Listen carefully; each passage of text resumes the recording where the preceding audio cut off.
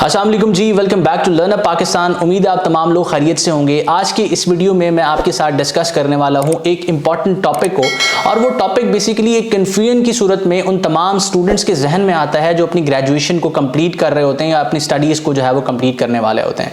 अब ये क्वेश्चन है कि आप अपने लिए एक बेहतरीन जो है वो जॉब का इंतखाब कैसे करें, क्योंकि हमारे यहाँ पर जो है वो इस चीज़ का सबसे पहले ख्याल रखा जाता है अपनी किसी भी फील्ड को सिलेक्ट करने से पहले कि इसके बाद गवर्नमेंट जॉब्स या प्राइवेट सेक्टर में जॉब्स के हवाले से क्या अपॉर्चुनिटीज अवेलेबल है, उसकी बेसिस पे ही फिर लोग जो है वो अपनी डिग्री का इंतखाब करते हैं। फॉर एग्जांपल, एक पर्सन अगर लॉ की तरफ जा रहा है तो वो इस चीज़ का ख्याल रखता है कि लॉ जो है वो अगर वो कंप्लीट कर लेता है तो उसके बाद फिर उसको क्या कैरियर अपॉर्चुनिटीज मिलती हैं प्राइवेट सेक्टर में, गवर्नमेंट सेक्टर में क्या जॉब अपॉर्चुनिटीज हैं। इसके साथ साथ अगर एक बच्चा या एक कैंडिडेट आईटी कंप्लीट करता है, आईटी की फील्ड में जाने की कोशिश करता है या इस हवाले से अपना जो है वो जहन बनाता है, तो सबसे पहली चीज़ जो अंडर कंसीडरेशन रखता है, और मुख्तलिफ हमारे पेरेंट्स भी जो है ना इस चीज़ को अंडर कंसीडरेशन रखते हैं कि इसके बाद जॉब अपॉर्चुनिटीज़ क्या अवेलेबल हैं। तो आज की इस वीडियो में मैं आपके साथ शेयर करूंगा कि किस तरह से आप अपने लिए एक बेहतरीन जॉब का इंतखाब कर सकते हैं। सबसे पहले तो आपने इस चीज़ को दो हिस्सों में डिवाइड करना है। मैं प्रिज्यूम कर रहा हूं कि आप एक ऐसे कैंडिडेट, एक ऐसे स्टूडेंट हैं जो इस वक्त अपनी ग्रेजुएशन की डिग्री कंटिन्यू कर रहे हैं या फिर कंप्लीट कर चुके हैं,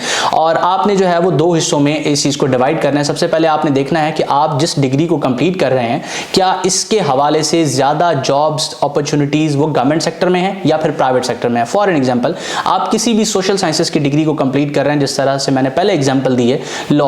अब लॉ अगर एक बच्चा कंप्लीट कर रहा है तो फिर वो देखेगा कि लॉ की प्राइवेट सेक्टर में ज़्यादा अपॉर्चुनिटीज़ हैं या गवर्नमेंट सेक्टर में ज़्यादा अपॉर्चुनिटीज़ हैं। ऑब्वियसली गवर्नमेंट सेक्टर में इसकी ज़्यादा अपॉर्चुनिटीज़ हैं, जिस तरह से वो सिविल जज के लिए भी जा सकता है, एडिशनल सेशन जज के लिए भी जा सकता है, और मुख्तलिफ जो है वो डिपार्टमेंट्स में जो उनके लीगल एडवाइजर्स या जो है वो लीगल डायरेक्टर्स उनको चाहिए होते हैं, तो वहाँ पर भी वो अप्लाई कर सकता है। तो इस चीज़ को अपने लिए फाइंड आउट करने के बाद फिर आपने अपॉर्चुनिटीज़ एक्सप्लोर करनी है। अगर तो आप अपनी डिग्री अभी कंप्लीट नहीं कर चुके, अपने 5वें, 6ठे, 7वें सेमेस्टर में हैं या फिर अपनी डिग्री के पहले, दूसरे, तीसरे साल में, तो आपके पास अच्छा खासा टाइम अवेलेबल है जिसकी बेसिस पे आप सर्च कर सकते हैं और एक अच्छी जॉब का इंतखाब कर या एटलीस्ट एक फील्ड सेलेक्ट करने के बाद उसकी प्रिपरेशन कर सकते हैं। ठीक है, तो जब आपने इस चीज़ को आइडेंटिफाई कर लिया, फॉर एग्जाम्पल कि आपकी फील्ड के अकॉर्डिंग आपके लिए जो है वो ज़्यादा अपॉर्चुनिटीज़ गवर्नमेंट सेक्टर में रिलाई करती हैं, तो गवर्नमेंट सेक्टर में रिक्रूटमेंट के आप जानते हैं कि दो बेसिकली प्रोसेसेस हैं। अगर आप जो है वो किसी ऐसे इदारे के लिए जाते हैं जो वफाकी लेवल का है, तो फिर वहाँ पे जो रिक्रूटमेंट है वो एफपीएससी करता है, और अगर आप एक ऐसे डिपार्टमेंट की तरफ जाना चाह रहे हैं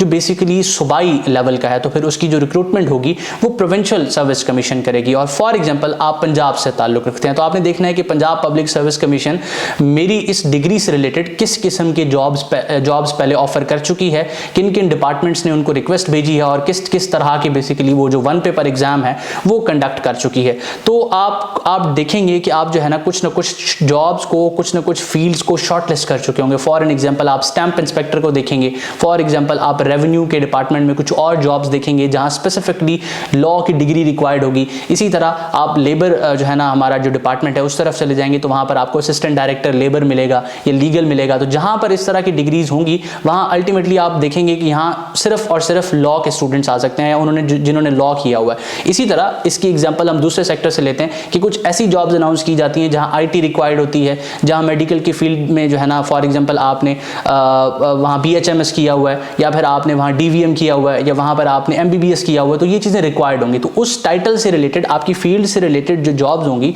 जिनके एग्जाम्स एफपीएससी पहले ले चुका होगा, तो आपने उनको शॉर्टलिस्ट कर लेना है ताकि इनसे रिलेटेड जो पेपर्स हुए हैं आप उनको अंदाज़ा लगाएं, देख सकेंगे वन पेपर एग्जाम की क्या डिफिकल्टी रही है।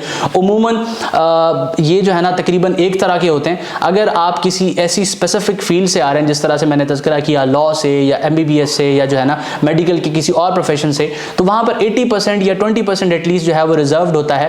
अमूमन तो 80% रिजर्व्ड होता है कि 80% आपका सिर्फ सब्जेक्ट रिलेटेड क्वेश्चन आते हैं। तो वहाँ पर आपके लिए आसान है काफ़ी ज़्यादा अपने आप को अपनी डिग्री से पहले ही इस चीज़ के लिए प्रिपेयर करना कि आप फ़लाँ जॉब के लिए या फ़लाँ जो है वो डिपार्टमेंट है जो रिक्रूट करेगा उस तरफ आप जाने वाले हैं, तो उस चीज़ को शॉर्टलिस्ट आप काफ़ी अच्छे से कर सकते हैं। और इसकी कंपैरिजन में अगर हम देखें तो कुछ जॉब्स ऐसी होती हैं जो वफाकी या फिर जो आपका सूबाई है सर्विस कमीशन वो जनरल बेसिस पे ऑफर कर रहा होता है। फॉर एग्जांपल, उनमें सिर्फ और सिर्फ अप्लाई करने के लिए क्राइटेरिया होता है कि आपने मास्टर्स किया हुआ है या फिर आपने ग्रेजुएशन की हुई है। तो इस सूरत हाल में आपने देखना है कि जिस डिपार्टमेंट के लिए आपको रिक्रूट किया जा रहा है क्या आप उस जॉब नेचर में इंटरेस्ट रखते हैं या नहीं रखते। अगर आप उसमें इंटरेस्ट रखते हैं तो उसी की बेसिस पे आपने उस पर अप्लाई करना है। अमूमन जिन पोस्ट के लिए रिक्वायरमेंट जनरल होती है, फॉर एग्जांपल उसके लिए एक पोस्ट है जो पंजाब पब्लिक सर्विस कमीशन ने अनाउंस किया, या एक पोस्ट है जो फेडरल पब्लिक सर्विस कमीशन ने अनाउंस किया, और उसके जो क्राइटेरिया है अप्लाई करने का वो बिल्कुल जनरल है कि आप जो मास्टर्स की डिग्री जो है वो रिक्वायर कर रहा है या ग्रेजुएशन की डिग्री रिक्वायर कर रहा है। तो अब ऐसी सूरत हाल में जो है वो इन तमाम के जो पेपर्स होते हैं वो एक ही नेचर के होते हैं। वन पेपर एग्जाम होता है, 100 नंबरों पर मुश्तमिल होता है। उसमें आपकी जो है वो अंग्रेजी भी होती है, पाकिस्तान स्टडीज होती है, इस्लामियात होती है, मैथ होती है और एवरीडे साइंस होती है। तो अगर ड्यूरिंग स्टडीज आप इन तमाम चीज़ों को प्रिपेयर करते रहते हैं तो आप at the end of your degree जैसे ही इस तरह की किसी जॉब में अप्लाई करते हैं तो आप इजीली जो है वो शॉर्टलिस्ट हो सकते हैं इंटरव्यू के लिए या डिस्क्रिप्टिव एग्जाम के लिए, या फिर आप रिकमेंड हो सकते हैं इस तरह की किसी जॉब के लिए। तो उम्मीद करता हूं कि आज का इस वीडियो, जिसमें मेरी कोशिश ये थी कि आप अपनी डिग्री के दौरान ही इस चीज़ को कैसे डिसाइड कर सकते हैं कि आपको किस सेक्टर में जो है वो जाना है, किस सेक्टर में सर्व करना है, ये क्वेश्चन आपका जो है वो मैं आंसर कर चुका हूं। या इस वीडियो से बेसिकली आपको कुछ ना कुछ गाइडलाइन मिली है कि आप अपने फ्यूचर को किस तरह से डिसाइड करें। अपना बहुत सारा ख्याल रखिएगा। किसी भी सवाल या कन्फ्यूजन की सूरत में आप कमेंट सेक्शन को इस्तेमाल कर सकते हैं। मैं कोशिश करूंगा आप तमाम स्टूडेंट्स जो कमेंट सेक्शन में अपना सवाल कर रहे हैं उनके सवालों के जवाब दूं। अपना बहुत सारा ख्याल रखें। हमेशा आपके लिए दुआ गो। उमर खान, अल्लाह हाफिज़।